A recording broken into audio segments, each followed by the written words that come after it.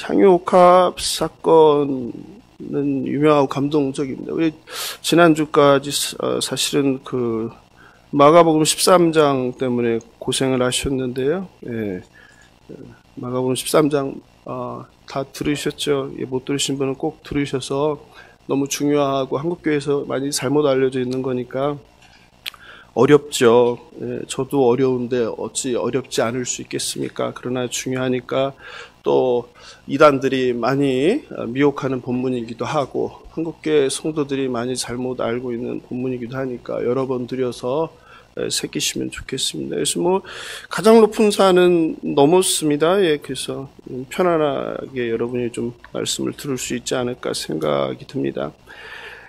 이 향유옥합 사건, 그 한 여인의 그 아름다운 그 헌신 이야기에 많은 사람들이 감동받았죠. 그래서 특별히 음악을 하시는 분들도 이 향유옥합 사건의 그 영감을 받아서 찬양곡을 많이 썼어요. 그렇죠, 지휘자님? 네.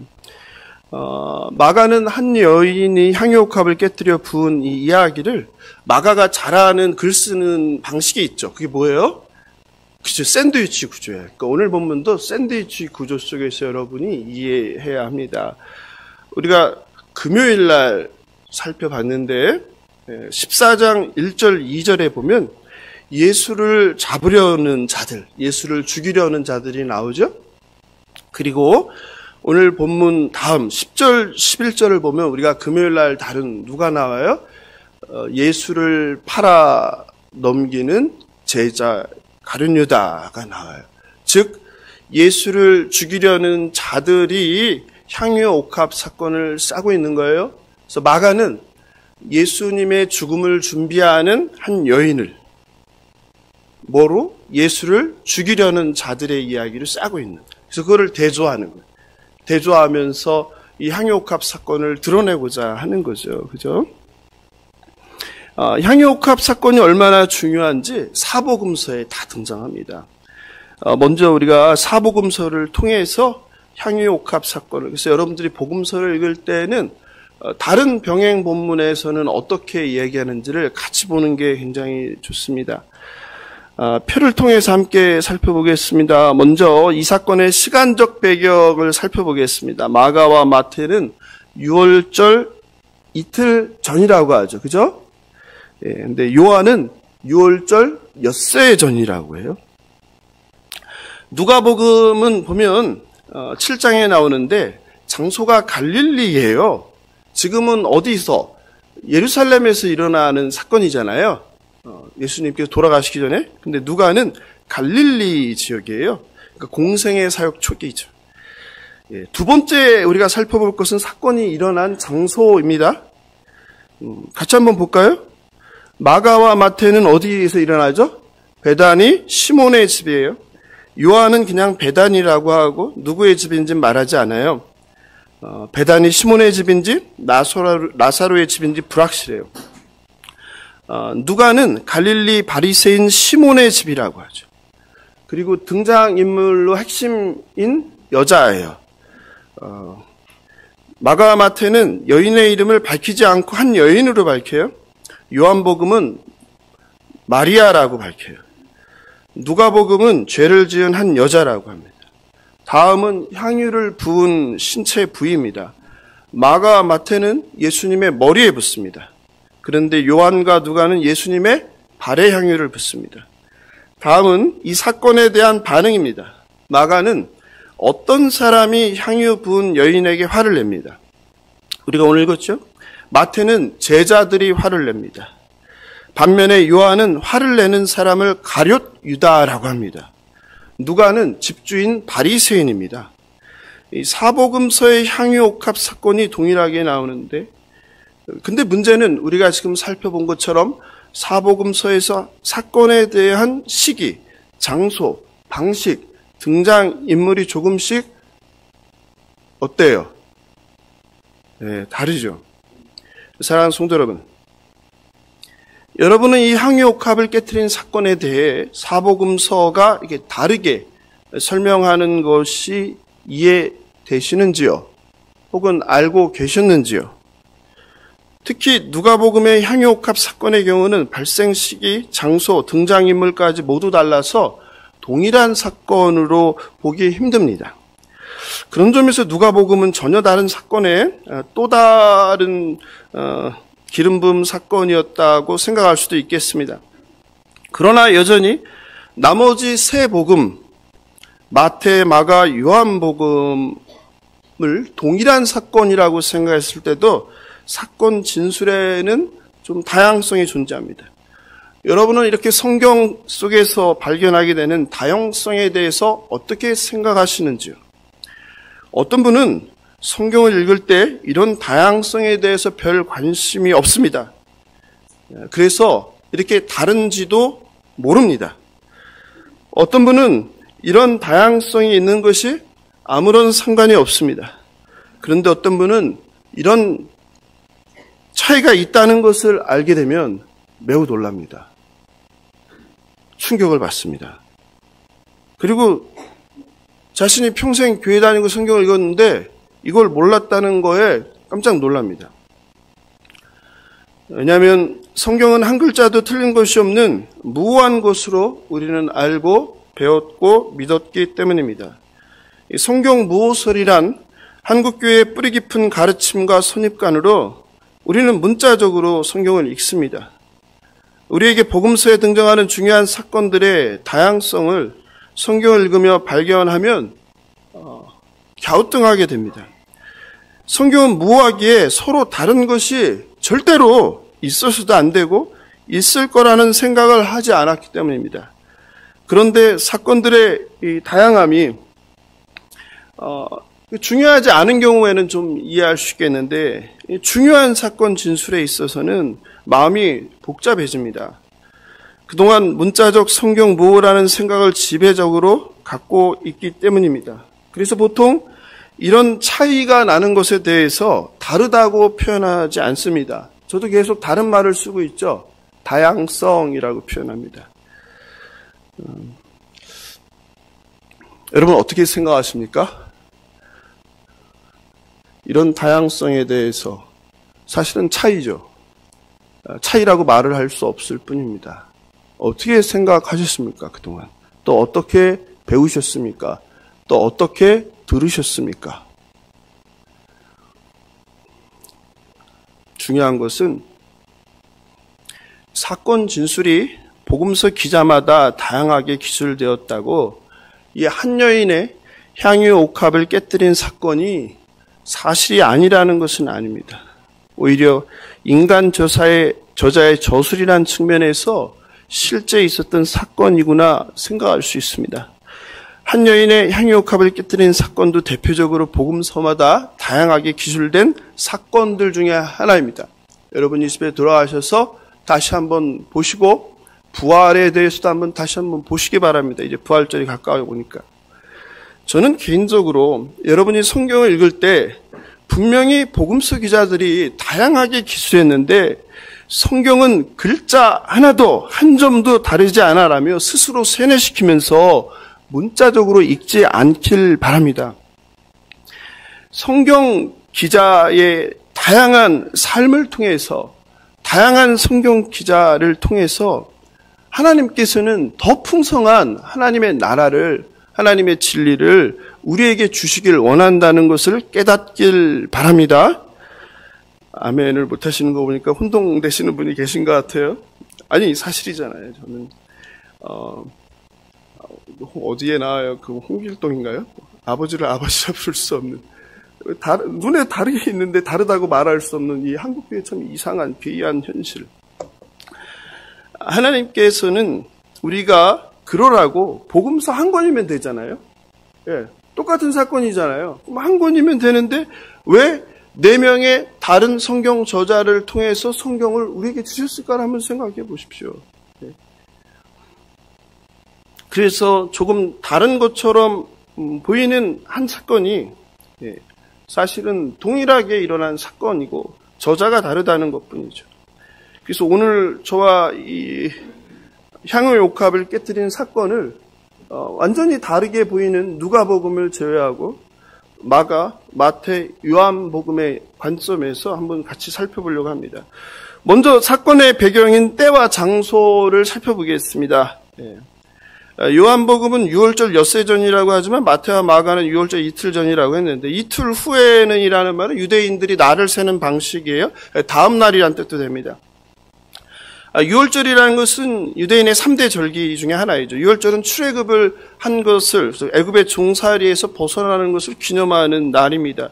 10번째 재앙으로 죽음의 사자가 장자를 덮치는데 어린 양의 피를 문설주에 바른 히브리인의 집은 넘어가서 생명이 보존되었다는 거죠. 무교절은 유월절과 함께 시작됩니다. 이 시기에는 누룩이 없는 빵을 먹는 것에서 명칭이 비롯되었습니다. 유월절과 무교절은 본래 구별된 절기이지만 붙어 있다 보니까 그냥 하나가 돼버린 거죠. 그래서 연결된 절기라고 이해하면 좋을 것 같습니다. 그 장소가 그 베다니 나병 환자 시몬의 집입니다. 한번 볼까요?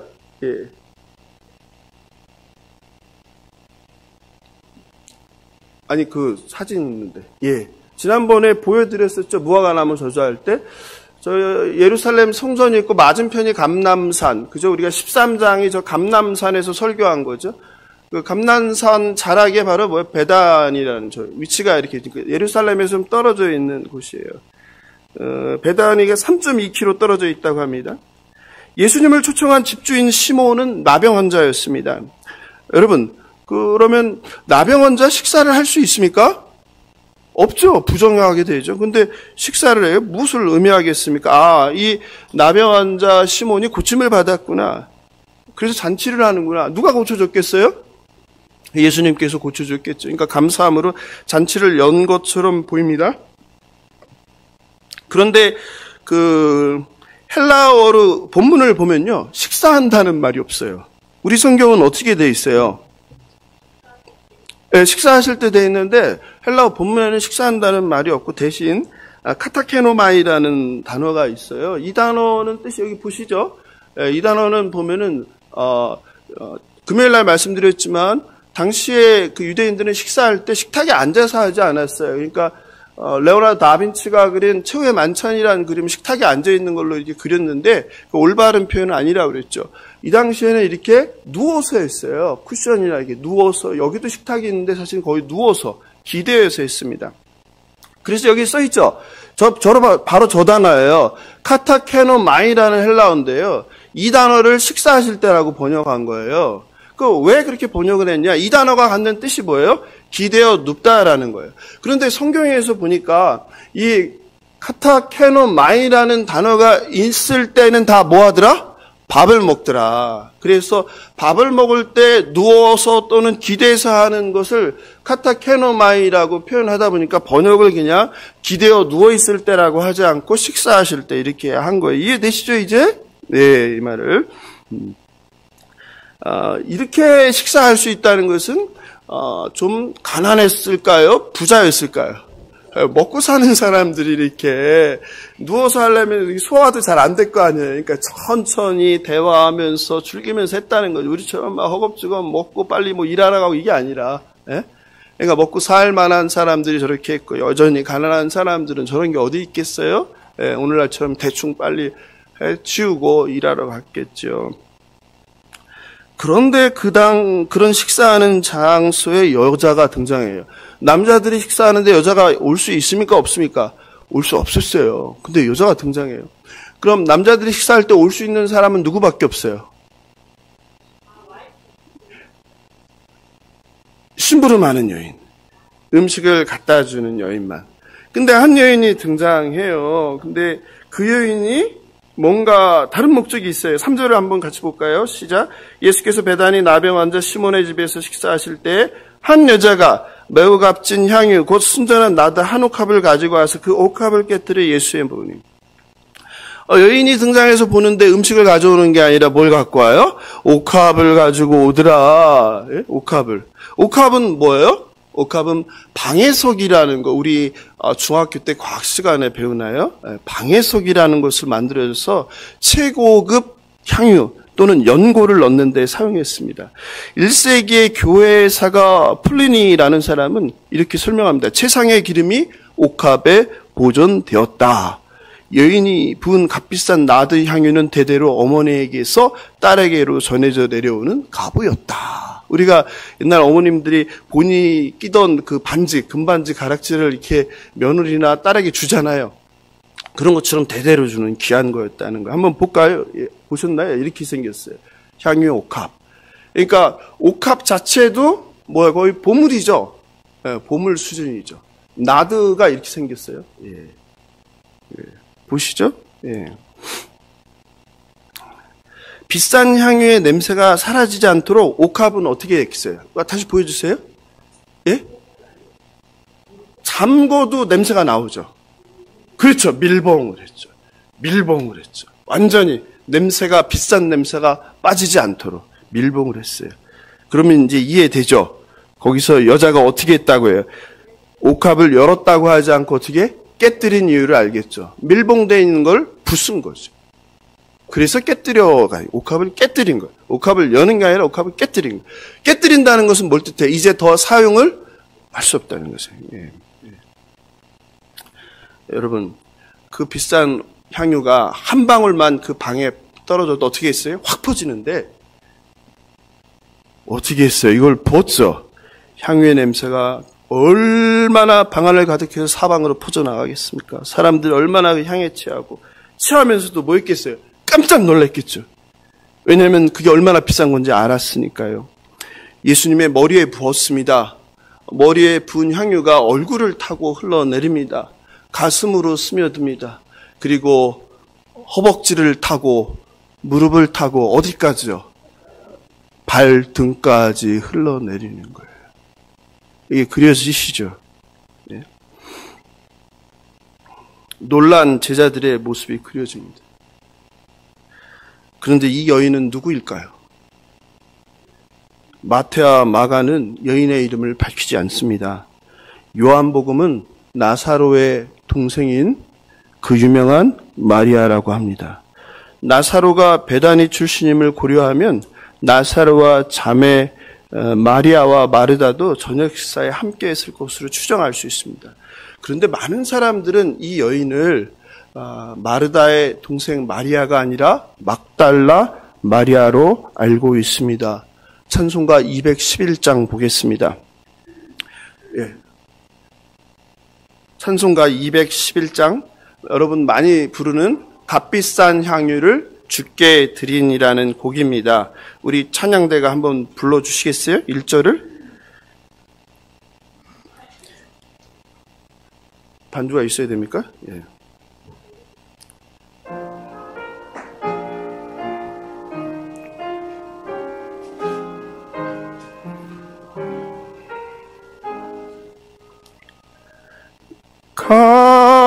값비싼 향유를 주께 드린 막달라 마리아 본받아서. 네, 여기까지. 누가 드렸다고 합니까? 찬송가에?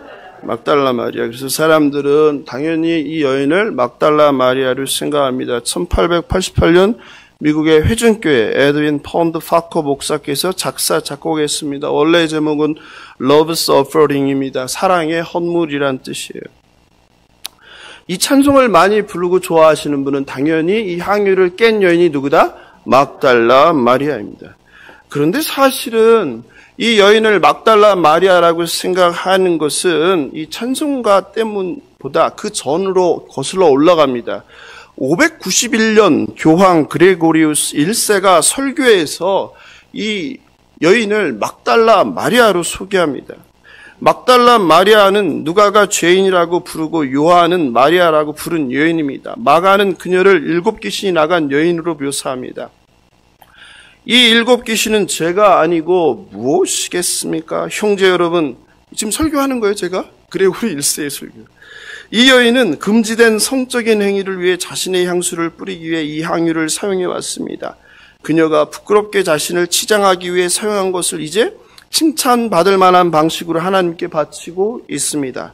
그녀는 세상의 눈으로 욕망의 삶을 살아왔지만 이제는 고해 송사와 회개로 세상 욕심이 눈물로 사라졌습니다.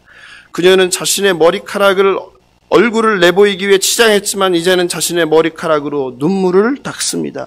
그녀는 입으로 자신을 자랑하였지만 이제는 주님의 발에 입 맞추고 자신의 입을 대속자의 발 위에 갖다 댑니다. 그녀는 모든 쾌락을 자신을 위해 사용했지만 이제는 자신 스스로 불태웁니다.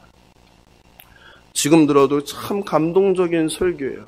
이 교황 그레고리 1세에 591년이라고 했죠. 이 설교를 들은 얼마나 많은 청중들이 감동했겠습니까? 은혜를 받았겠습니까? 그 자리에서 자신의 죄를 회개했겠습니까? 또 얼마나 결단했겠습니까? 뭐 하기로? 나도 막달라 마리아처럼 어떻게 나의 모든 소유를 하나님께 드려야 되겠다. 문제는 복음서에서 향유를 부은 여인은 7 귀신 들렸다 고침받은 막달라 마리아가 아니라는 사실이에요. 교황 그레고리우스 1세는 고해 송사로 제사함을 받음을 강조하기 위해 막달라 마리아를 심히 왜곡했습니다. 그는 베다니의 마리아와 갈릴리 나인성 근처에 등장하는 죄 많은 여인과 시몬의 집에서 예수님의 머리에 향유를 부은 여인을 혼합하여서 성경과 상관없는 막달라 마리아의 향유를 깨부은 사건을 만든 거예요. 당시 성경은 고가여서 일반인들이 소유할 수 없었습니다. 게다가 성경은 히브리어, 헬라어, 라틴어로 되어 있었기 때문에 일반인들은 성경을 보아도 읽을 수가 없었습니다. 성경은 오직 사제들만의 것이었습니다. 그러므로 사제가 해석하는 성경은 그 자체로 권위를 가졌습니다. 그리고 백성들은 그것을 믿었습니다. 그리고 사제들의 우두머리인 교황은 신적 존재가 되었습니다. 그리고 이것이 바로 로마 카톨릭의 교황 무호설의 근거가 되어 발전한 것입니다. 그래서 다른 생각을 할 수가 없었어요. 설마. 그래서 복음서 향유를 부은 여인은 막달라 마리아로, 또 막달라 마리아는 창녀라고 얘기하지 않았는데 몸을 파는 여인으로 이렇게 되어서 지금까지 전해집니다. 그러다 보니 찬송가 211장도 향유옥합을 깬 여인을 막달라 마리아라고 작사했을 것입니다.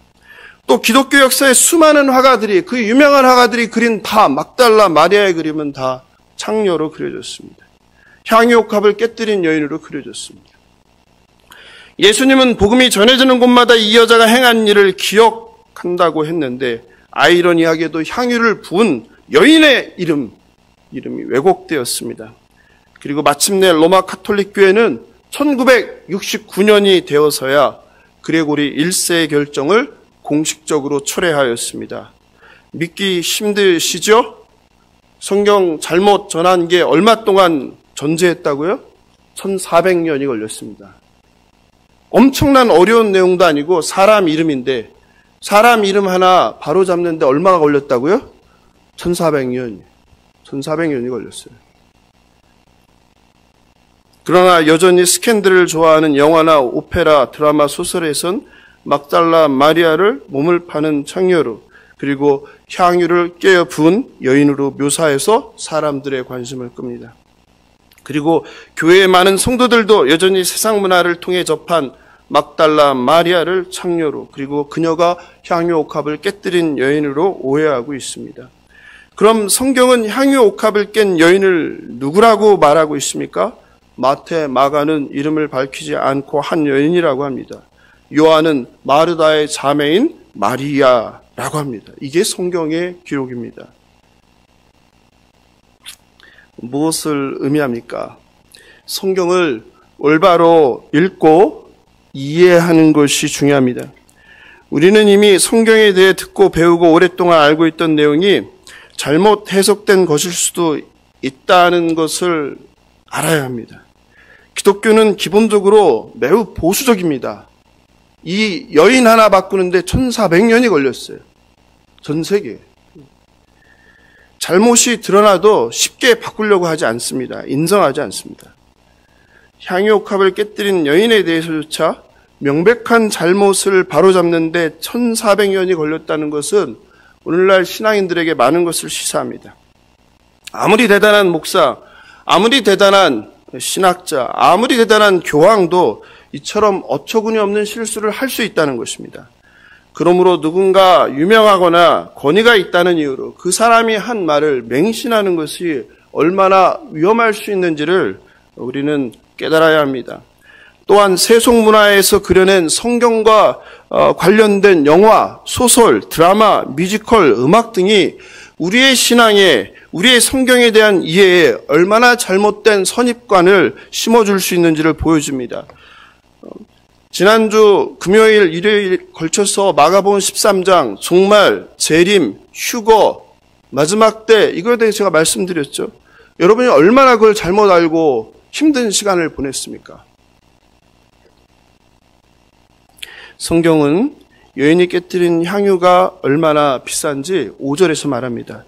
이 향유를 300데나리온 이상에 팔아 가난한 자들에게 줄 수 있었겠도다. 한 데나리온은 우리가 이제 다 아시죠? 당시의 노동자 일일 품삯. 300데나리온이니까 얼마예요? 1년치 연봉이에요, 연봉. 오늘날 사람마다 다르겠지만 평균 15만 원으로 잡으면 얼마입니까? 4,500만 원이에요. 4,500만 원짜리 향수를 부은 사건입니다. 이렇게 비싼 향수를 왜 여자가 예수님께 부었을까요? 자신의 결혼을 위한 지참금이었을 거예요. 가장 소중한 보물이에요. 여러분 생각해 보십시오. 4,500만 원을 그냥 뿌리는 것과 같은 거예요. 어떻게 이런 일이 있을 수 있을까요? 기름을 붓는다는 것은 무엇을 의미합니까? 성경에서 왕, 선지자, 제사장이라는 거예요. 예수님은 이 땅에 오셔서 기름 부음을 받으셨습니까? 받은 적이 없으십니까? 받은 적이 없죠. 받은 적이 없죠. 침례를 받으셨을 뿐이죠. 기름 부음을 받지 않으셨어요. 저는 개인적으로 이 사건은 하나님께서 예수님을 정말 사랑하는 한 여인을 통하여 한 번 더 말씀하시는 거라고 생각해요. 이분이 바로 누구다? 내가 약속한 메시아이다. 왕이다. 선지자이다. 대제사장이다.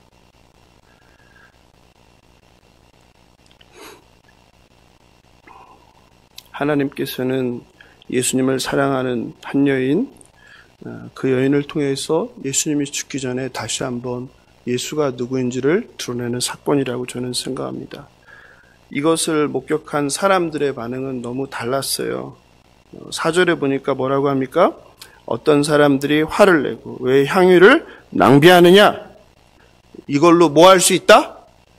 가난한 자들을 도울 수 있다. 여러분 4,500만 원이면 1인당 가난한 사람들 10만 원씩 주면 몇 명한테 줄 수 있어요? 450명. 그러면 뿌려서 버리는 게 나아요? 450명한테 10만 원씩 주는 게 나아요? 450명한테 10만 원씩 주는 게 낫죠? 그게 사람을 살리는 길이죠.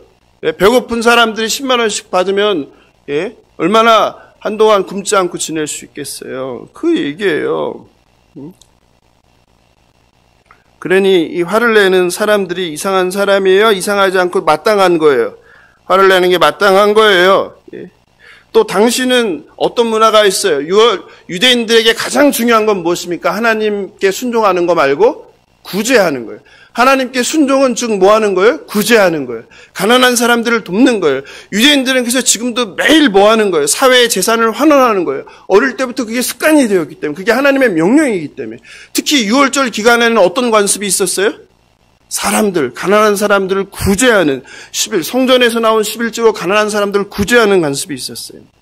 신명기 15장 11절 같이 읽어보겠습니다. 신명기 15장 11절입니다. 땅에는 언제든지 가난한 자가 그치지 아니하겠으므로 내가 네게 명령하여 이르노니 너는 반드시 내 땅 안에 내 형제 중 곤란한 자 궁핍한 자에게 네 손을 펼치니라. 여러분 가난한 사람을 돕는 건요 하나님의 명령입니다. 신명기 15장 11절이에요. 내가 네게 명령하여 이르노니 너는 반드시 내 땅 안에 내 형제 중 곤란한 자와 궁핍한 자에게 네 손을 펼지니라. 교회는 가난한 이웃을 도와도 되고 안 도와도 되고 하는 게 아니에요. 이건 하나님의 명령이에요. 성도 마찬가지예요. 그러므로 제자들 입장에서는 이 수천만 원의 향유를 쏟아붓는 것이 지나친 낭비라고 생각할 것입니다. 실제로 이런 비판은 교회 사역에서 많이 일어납니다. 교회 지정을 사용하는데 사람들마다 생각하는 관점이 다릅니다. 예전에 그 서울의 성락 성결교회 지영은 목사님께서 이런 말씀을 하신 적이 있어요. 예화를 교회에서 있었던 일을. 참 훌륭하신 목사님이신데, 교회에서 가난한 나라의 그 선천성 심장병 어린이 수술을 17년, 18년을 이렇게 후원, 이게 몇 년 전이니까 지금은 더 됐겠죠. 당시 기준으로 70명의 가난한 나라 아이들을 데려와서 수술을 해줬어요. 그런데 모든 아이들이 수술을 하고 건강을 회복하지는 않았다고 합니다. 근데 그 중에 하나 기억나는 아이가 몽골의 어린이였는데 수술을 받고 돌아갔는데 증상이 심해져서 혼수 상태에 빠졌습니다. 그리고 그 어린이의 젊은 부부가 다시 한국 가서 좀 고쳐달라고, 우리 애를 살려달라고 연락이 와서 교회가 긴급하게 회의를 수집했습니다. 당시 재정 담당 장로께서 어떻게 하면 좋을까요? 라고 했고, 목사님은 장로님 일단 생명은 구해야죠 라고 했답니다. 그래서 급하게 비행기 6자리를 준비해서 아이와 부모님을 데리고 와서 치료했습니다. 그런데 어떻게 됐을까요? 아이가 회복하지 못하고 죽었어요. 문제는 그 아이를 수송하고 수술하고 치료하는데 1억 원이 넘는 돈을 지출했습니다. 당시 담당 사역을 위해 통장에 있던 돈이 3천, 4천이 전부였어요. 그때 어떤 사람들은 1억 원을 넘게 쓰고도 결국 생명을 구하지 못하고 낭비했다고 비난하는 분도 있었을 것입니다. 그러면서 목사님은 이 말씀하셨어요. 이것이 예수님께 자신의 전부인 향유옥합을 쏟은 것과 같은 거룩한 낭비가 아닐까요? 여러분은 어떻게 생각하십니까? 이거에 대해서. 만약 우리 교회에서 이런 일을 제가 했다면 아마 제가 하도 욕을 먹어서 쓰러졌을 거예요. 분명히 1억 원이면 다른 어린이 몇 명을 더 수술해서 더 많은 생명을 구할 수 있었을 텐데 하시는 분도 계실 거예요. 혹은 차라리 심장병 걸린 아이들이 한둘이 아니니 어떻게 우리가 그걸 감당하냐. 또 우리나라에도 그런 어려운 아이들이 있으니 우리나라 아이들을 먼저 돕자라는 분도 계실 거예요. 혹은 그 돈이면 아프리카에 굶어 죽는 아이들 수백 명을 먹여 살릴 수 있는 돈이니 그 굶는 아이들부터 살리는 일을 하는 게 더 좋다라는 의견도 있을 거예요. 우리 교회도 제가 오고 이웃사랑을 실천하기 위해 또 영혼 구원을 구하기 위해서 참 다양한 일을 많이 했습니다. 수원 지역 어르신들을 섬기는 사랑이 가득한 밥상, 불신자들을 초대하는 사랑으로의 초대, 제가 그 사진 줬는데, 가나안 청소년 제주 무료 여행, 이거하고 욕 엄청 먹었죠. 이웃 초청 여름 가을 음악회,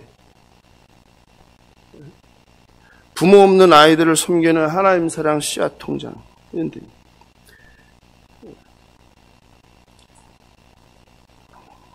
사실 그때마다 성도들의 다양한 반대 의견을 들었습니다. 이런 사역을 하는 게 힘든 게 아니라 사실은 그런 반대 의견을 듣는 게 너무너무 힘들죠. 뼈와 살이 타들어갑니다. 대체로 의견은 이런 거죠. 그렇게 해서 뭐하냐? 무슨 결과가 있냐? 다른 사람들을 돕자. 다른 방식으로 하자. 정말 교회 사역이라는 것이 어떤 경우에는 무모해 보일 때도 있습니다. 정말 낭비처럼 여겨질 때가 있습니다. 세상 기업이나 조직은 상상할 수 없는 일들입니다. 또 기대한 결과를 전혀 얻지 못할 때도 있어요. 그래서 그냥 낭비일 수도 있어요. 게다가 그 선한 일을 하는데 과정상에 여러 가지 복잡한 일들이 생깁니다. 다투기도 하고요. 시기하기도 하고 질투하기도 하고요. 시험 들기도 하고요. 제자들도 마찬가지였습니다. 제자들의 반박은 마치 저와 여러분이 평소에 무엇을 하는지를 말해주는 것 같습니다. 누군가의 지출 혹은 모임의 지출, 교회 지출을 두고 불만족일 때가 있습니다. 그러면 한마디 합니다. 그 돈을 거기에 쓰지 않고 다른 곳에 쓰면 더 좋을 텐데. 상대방이 어떤 의도나 상황에서 물질을 사용하려고 하는지 묻지 않고 그냥 자기 기준, 자기 생각으로 판단하고 말합니다. 때로는 투자 대비 효율성을 말합니다. 과연 재정 지출을 할 만한 가치가 있는가? 재정 지출의 결과 어떤 유익이 일어날 수 있는가에 대한 질문이에요. 그러나 성도 여러분, 교회는 수익을 목적으로 하는 세상 기업과 다른 곳이에요. 교회는 효율과 능률을 따지는 곳이 아닙니다. 그게 1순위가 돼서는 안 돼요. 때론 아무런 결과를 눈앞에 얻지 못할지라도 하나님이 기뻐하시는 일이라면 하는 것입니다. 그걸 거룩한 낭비라고 하는 거예요.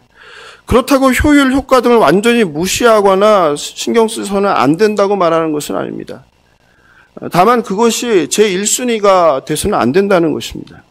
수천만 원이 넘는 고급 향유를 다 쏟아부은 사건은 제자들에게는 낭비였지만 예수님께서는 좋은 일을 하였다고 평가하셨습니다. 우리가 신경 써야 될 것은 사람들의 평가가 아니라 하나님의 뜻입니다. 하나님이 어떻게 생각할 것인가. 예수께서 나서서 여자를 비난하는 사람들에게 말씀합니다. 6절이에요. 같이 읽어볼까요? 시작. 예수께서 이르시되 가만두라. 너희가 어찌하여 그를 괴롭게 하느냐? 그가 내게 좋은 일을 하였느니라. 예수님은 좋은 일을 하였다고 그래요. 그럼 좋은 일이 뭔가요? 좋은 일. 좋은 일이 뭐예요? 좋은은 헬라어로 아름다운, 고상한 이란 뜻이에요. 무엇을 의미할까요? 하나님이 기뻐하는 일, 하나님의 뜻에 합한 일을 했다는 거예요. 좁게는 뭘까요? 십자가를 향하여 죽으러 가는 주님을 위한 일이라는 거죠. 7절이에요. 제가 원래 오늘 본문이 금요일 건데 오늘 바꾼 이유는 이것 때문이에요. 이게 해결이 안 됐어요. 이거 말고도 몇 가지가 있는데 이게 해결이 안 됐어요. 가난한 자들은 항상 너희와 함께 있으니 아무 때라도 원하는 대로 도울 수 있거니와 나는 너희와 항상 함께 있지 아니하리라. 이게 무슨 뜻일까? 무슨 뜻이에요? 예수님은 늘 누구를 생각하는 분이에요? 고아와 과부와 나그네. 하나님은 늘 누구를 생각하세요? 고아와 과부와 나그네. 그런데 예수님이 예수님답지 않은 모습이에요. 네? 죽음을 앞두고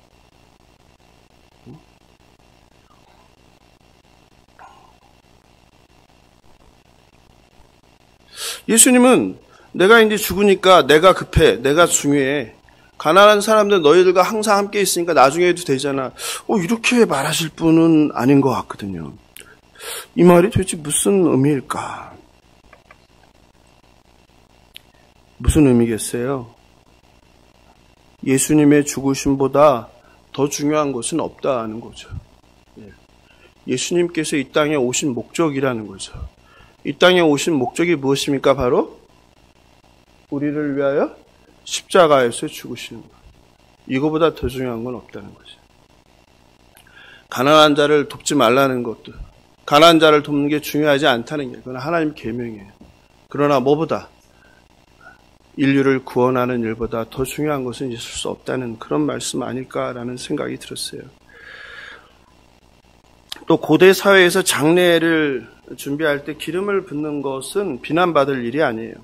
오늘날도 그렇잖아요. 죽음을 맞이하는 사람을 위해서 하는 게 얼마나 소중합니까? 그거보다 더 중요한 게 뭐가 있겠어요?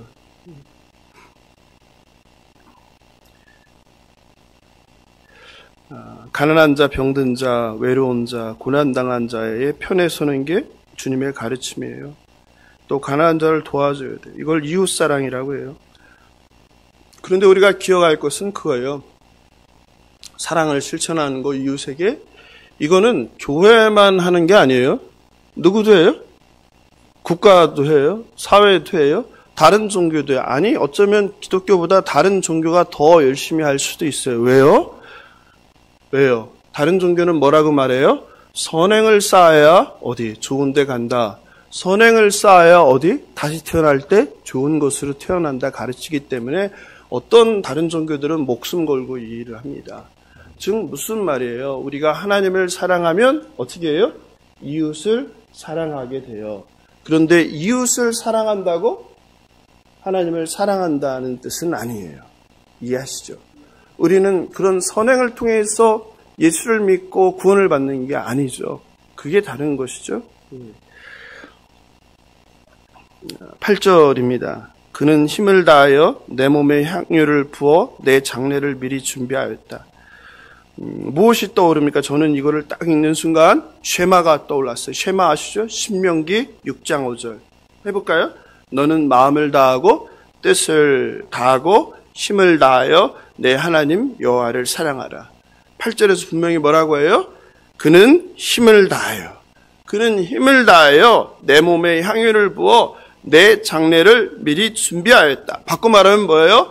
이 여인은 마음을 다하고 뜻을 다하고 힘을 다하여 나 예수를 사랑하느니라. 이 말씀으로 저는 들렸어요. 그렇다면 중요한 질문인데 이 여인은 예수께서 죽으실 것을 미리 알았을까요? 몰랐을까요? 대부분의 학자들은 몰랐다고 생각하고 주장합니다. 그러나 저는 여인은 알았다라고 생각하는 사람이에요.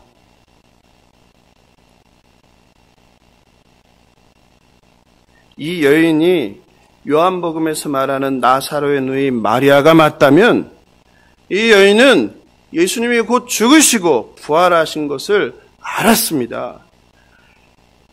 예수님과 세 남매는 보통 사이가 아니었어요. 성경은 이야기하죠. 요한복음 11장에서 나사로가 죽자 예수님이 어떻게 하세요? 슬프게 우셨어요. 예수님이 도착하자 동생 마르다가 예수님을 어떻게 했어요? 주님 이제 오면 어떻게 해요? 오빠 이미 죽었잖아요. 다 끝나버렸잖아요. 이렇게 원망했죠. 그리고 마리아는 어떻게 했어요? 주님과 함께 오빠 나사로가 묻힌 무덤에 갔죠. 그리고 죽은 지 사흘 된 오빠가 살아나는 것을 어떻게 했어요? 현장에서 눈앞에서 목격했지요. 누가복음 10장에 보면은 또 뭐가 나와요? 그 예수님을 영접하는 마르다와 예수님 곁에서 말씀을 듣는 동생 마리아의 이야기가 나오죠. 누가복음 10장 39절 읽어볼까요? 그에게 마리아라 하는 동생이 있어 주의 발치에 앉아 그의 말씀을 듣더니. 마리아는 어떤 여인이에요? 주님의 말씀을 사모하는 여인이에요. 그때 그 언니인 그 마르다가 일하다가 막 그 화가 나서 와서 예수님한테 고자질 하잖아요. 주님, 제가 주님을 대접하기 위해서 이렇게 식사 준비하면 바빠 죽겠는데, 이 못된 이 가시네는 지금 나를 도와야 되는데 뭐 하고 있다고. 주님 옆에서 알랑방구 끼고 있다고. 시기 질투 아니에요, 이게 질투. 그때 주님이 뭐라고 하세요? 목사 마음이랑 똑같아요. 저는 여러분이 막 식사 준비하느라, 뭐 딴 거 하느라, 말씀을 못 듣고 예배 못 드리고 분주한 거 아주 싫어합니다. 차라리 밥을 먹지 말자. 이런 생각. 왜? 밥은 집에 가서 먹어도 되니까. 지금은 또 밥 못 먹는 시절이 아니니까. 근데 이 말씀은 특히나 저는 애가 막 타는 게 대부분이 일주일에 한 번 오시잖아요. 대부분은 아니죠. 일주일에 뭐 금요일도 오고 새벽기도 하시는 분도 있지만 많은 분들, 어떤 분들은 일주일에 한 번, 또 어떤 분은 일주일에 한 번도 안 오잖아요. 그래서 저는 여기에 목숨을 거는 거예요. 누구를 위해서? 매일 오시는 분들은 뭐 신경도 안 써요. 좋으시든지 뭘 하든지. 저는 일주일에 한 번 간신히 나오는데 이 영혼이 한 번만에 내가 살려서 버티고 예수를 믿고 변화되게 해야 되는데 내가 그래서 여기에 생명을 거는 거예요. 말씀에.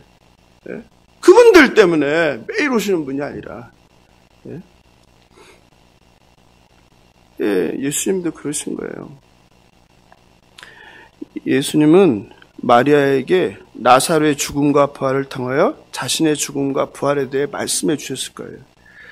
선생님 출신이니까 저는 여기도 선생님 계시지만 선생님은요 본능적으로 잘 이해하고 자기가 하려고 하고 뭔가 알려는 학생에 관심이 가게 돼 있어요. 머리가 똑똑하고 나쁘고 이 상관이 없어요. 아무리 머리가 나빠도 뭔가 배우고 알려고 하는 학생이 좋아요. 그래서 그런 학생한테는 뭘 가르쳐줘요? 나만 알고 있는 은밀한 거를 알려줘요. 하나 더 알려주려고 해요. 예수님은 너무 비교가 되겠죠. 3번씩이나 내가 죽는다고 얘기했는데도 뭔 소리인지 못 깨닫는 3년을 쫓아다니는 제자들과 발치 앉아서 그냥 예수님 말씀에 그냥 푹 빠져갖고 무슨 소리인가 이렇게 듣는 그 마리아를 보면서 그 초롱초롱한 눈빛, 말씀 하나라도 더 깨닫기 위해서. 그리고 마리아는 잘 깨닫습니다. 그래서 마리아는 예수께서 곧 죽으신다는 것과 죽은 오빠 나사로가 다시 산 것처럼 예수께서 부활한다는 것을 믿었을 것이에요.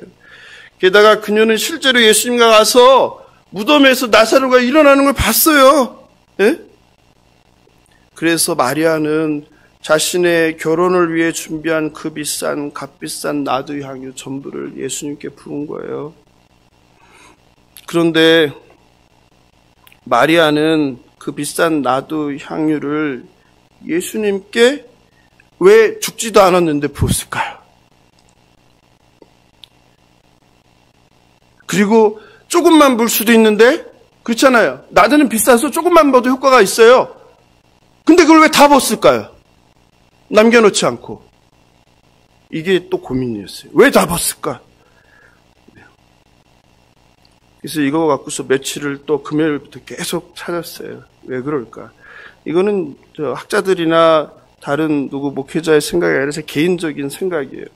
찾다가 요한복음 11장 39절 함께 보겠습니다. 요한복음 11장 39절. 안 됐나요? 예. 11장 39절. 시작. 아직 안 됐네. 예. 시작. 예수께서 이르시되 돌을 옮겨 놓으라 하시니 그 죽은 자의 누이 마르다가 이르되 주여 죽은 자가 나으리.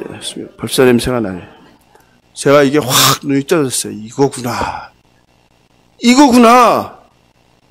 아시겠죠? 얼마 전 사랑하는 오빠가 죽었어요. 젊은 오빠의 갑작스런 죽음에 며칠을 눈물 흘리면서 장사 지냈어요. 그런데 뒤늦게 예수님이 오셔서 원망했는데 예수님이 같이 가자고 해서 간 거예요. 그러니까 무덤에 갔는데 그 사랑하는 오빠를 그 무덤을 갔는데 가면서 얼마나 많은 추억이 떠올랐겠어요. 오빠와 함께 지냈던 아름다운 시간들, 오빠가 예뻐해줬던 시간들, 그리고 오빠에 대한 그리움, 그리고 여전히 남은 믿겨지지 않는 죽음, 그리고 슬픔, 이런 많은 생각 가운데 가는데 무덤가에 갔는데 무슨 냄새가 나요? 썩은 내가 나는 거예요. 그 순간 어떻게 됐겠어요? 오빠에 대한 추억, 오빠에 대한 사랑, 오빠에 대한 아련했던 그 아름다운 것들이 어떻게 해요? 송두리째 날아가 버리죠.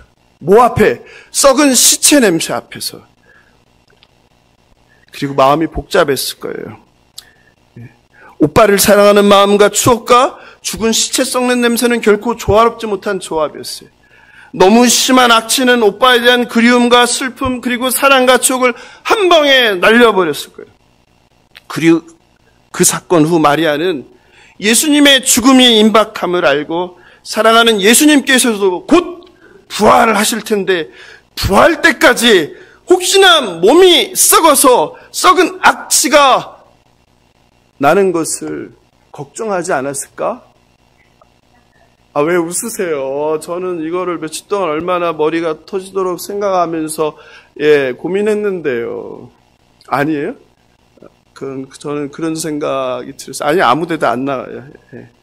제 개인 생각이라고. 그런 생각이 딱 들었어요. 아, 그렇구나. 그래서 기꺼이 사랑하는 주님을 위해서 자신의 삶의 전부라고 할 수 있는 나두향유를 다 부어서 혹시 부활하기까지 며칠간에 예수님의 시체가 썩어서 그 아름다운 예수님이 거룩하신 예수님에게서 어떤 냄새가 악취가 나지 않도록 하려는 그런 그 사랑의 마음은 아니었을까 생각합니다. 예수님은 마지막에 구절 같이 읽어볼까? 시작. 예, 읽으세요. 예.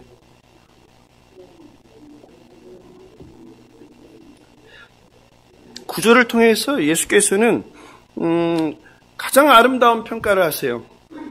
세상에 한 인간에 대해서, 한 인생에 대해서 이보다 더 아름다운 평가가 있을 수 있을까요? 이것은 금요일날 사건과 오버랩되는 거예요. 바로 이 사건 뒤에 나오는 가룟 유다가 예수를 판 사건, 그리고 가룟 유다에 대해서도 예수님이 한 줄로 평가하죠. 뭐라고? 차라리 태어나지 않았으면 좋았을 텐데. 너무 대조되지 않아요? 복음이 전파되는 온 천하에 이 여자가 행한 일이 기억되리라. 차라리 나지 않으면 좋았을 텐데. 누구랑? 예수님의 12제자 중 하나였던 제자와 예수님의 12제자는 아니지만 한 여인, 예수님에 대한 사랑, 이걸 통해 대비하면서 누가 진짜 제자인가를 이야기하는 거예요. 실제로 2000년 기독교 역사를 통하여 예수 그리스도의 복음이 증거되는 곳마다 향유 옥합을 깨뜨린 사건은 소개되었습니다. 그런데 마태와 마가는 이렇게 중요한 향유 옥합을 깨뜨린 사건인데 누구를 소개하지 않아요? 여인을 소개하지 않아요. 여인의 이름을 소개하지 않아요. 그리고 아이러니하게도 기독교 1400년의 역사는 그 여인을 마르다의 여동생 마리아가 아니라 막달라 마리아라고 잘못 전하고 잘못 알고 있었어요. 그리고 세상 문화는 이 사건을 소재로 기독교와 예수를 폄하하고 왜곡하고 조롱하는 데 사용했어요. 무슨 의미일까요? 이것도 뭐 저 개인 생각인데 여기 예수님의 뜻이 있을 수도 있다라는 생각이 들었어요. 우리는 늘 무슨 일이 일어나면 누가에 관심이 있어요. 누가 했어. 교회에서도 마찬가지. 교회에서 혹시 누가 큰 헌신을 해도 그 헌신 자체, 아니면 그 헌신이 가지는 의미, 그 사람이 이것을 한 이유, 이런 거에 관심이 없고 먼저 뭐에 관심이 있어요? 누가. 하나님을 통해서 성령의 감동에서 일어난 일, 사건이 아니라 그것을 한 사람에게 관심이 있어요. 그리고 그 사람을 우상시합니다. 혹은 반대로 아무리 대단한 일, 아름다운 일, 거룩한 일을 했어도 누가 했느냐에 따라서 평가가 달라져요. 너무나 대단한 일이 명백한데 내가 싫어하는 사람이 그걸 했어. 그러면 어떻게 해요? 평가절하합니다. 비난합니다. 심지어는 조롱도 합니다. 아휴, 먹고 살기도 힘들면서.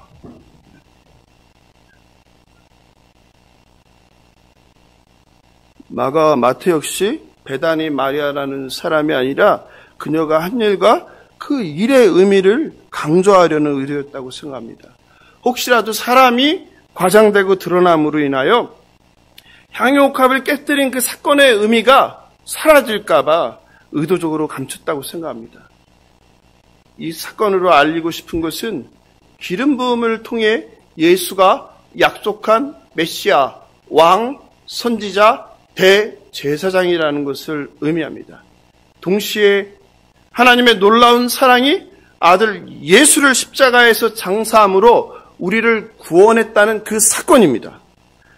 그리고 죽으시고 부활하기까지 사랑하는 주님에게서 썩는 악취가 아니라 향기가 나길 바라는 한 여인의 지독한 주님에 대한 사랑입니다. 성경은 바로 죄인인 우리를 구원하기 위해 예수님의 죽으심과 예수님을 진심으로 따르는 한 여제자의 향유 옥합을 깨뜨리는 그 사랑을 우리에게 교훈합니다. 말씀을 마무리합니다. 향유 옥합을 깨뜨린 사건은, 잘 들으십시오, 주님을 위해서 가장 소중한 것을 바치라는 말씀이 아니에요. 이 말씀도 한국교회에서 얼마나 많이 왜곡합니까? 이 여인처럼 다 갖다 바쳐라. 일부도 아니고 향유옥합은 이 여인의 모든 것이었다. 모든 것을 다 드려라. 얼마나 많이 두랩돈 과부 이야기와 함께 왜곡하여 전하는 말씀입니까? 그게 아니에요. 또는 가난한 사람을 돕는 것보다 주님을 위해 헌신하는 것이 더 중요하다는 말씀도 아닙니다. 주님은 향유옥합을 깨뜨린 사건을 통해서 예수님의 죽으심과 그 죽으심의 의미가 무엇인지를 우리에게 기억하라는 거예요. 하나님께서는 우리를 사랑하셔서 하나뿐인 독생자 예수를 내어주셨습니다. 예수님께서는 우리를 사랑하셔서 우리를 구원하기 위해 십자가에서 죽기까지 순종하셨습니다. 베다니 마리아는 주님을 사랑해서 자신의 가장 소중한 향유 옥합으로 주님의 죽으심을 준비한 사건입니다. 즉 향유 옥합을 깨뜨린 사건의 핵심은 주님께 바쳐라가 아니라 사랑이에요. 하나님의 사랑, 예수 그리스도의 사랑, 우리가 하나님을 향한, 주님을 향한 사랑이에요. 사랑. 진짜 사랑. 진정으로 사랑한다면 아까운 것도 낭비되는 것도 없습니다. 부모가 자녀에게 주는 것을 아까워한다면 부모가 아닐 것입니다.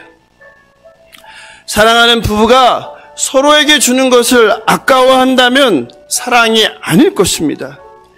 진정한 사랑은 절대로 아까워하지 않습니다.